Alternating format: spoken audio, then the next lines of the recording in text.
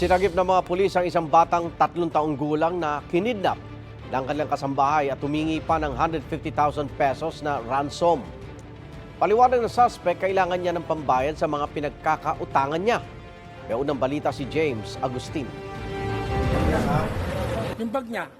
Napayakap ng mahigpit sa kanyang ate habang umiiyak ang 3 taong gulang na batang babae matapos siyang mailigtas mula sa kasambahay nilang kumidnap sa kanya sa Quezon City. Sa imbestigasyon ng pulisya, linggo ng gabi nang isama ng kasambahay ang bata para daw pumunta sa kabilang bahay. Itong kasambahay na almost 2 years na naninilbihan doon sa ating complainant, nagpaalam na kukuha siya ng gamot sa adjacent house nila. So pumayag naman tong complainant, no? Kasi siyempre kasambahay nila kasama yung 3 years old na bata. Lumipas daw ang halos 3 oras pero hindi na bumalik ang dalawa. Doon na nag-report ang mga magulang ng bata sa Masambong Police Station. Ang kasambahay nagpadala ng mensahe sa kapatid ng biktima at humihingi ng ransom na 150,000 pesos. Sa palitan ng mensahe sa messaging app, nagpadala pa ang kasambahay ng larawan ng bata.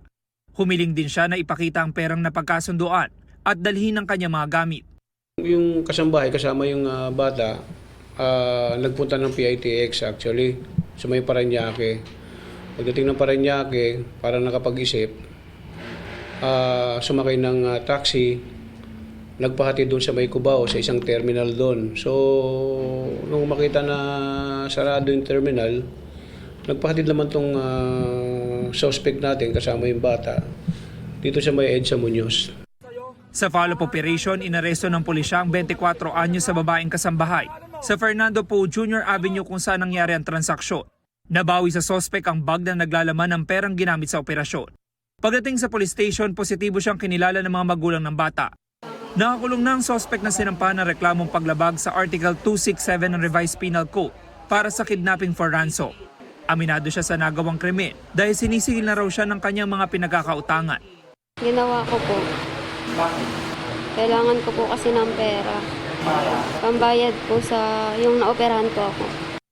Paalala naman ng mga otoridad sa publiko. Dapat suriin nilang maigi, no? As much as possible, hingan nila yung kasambahay ng NBI clearance o kaya PNP clearance, tapos barangay clearance, para as much as possible meron kayong panghahawakan na records. Ito ang unang balita. James Agustin para sa GMA Integrated News. Igan, mauna ka sa mga balita, mag-subscribe na sa GMA Integrated News sa YouTube para sa iba't ibang ulat sa ating bansa.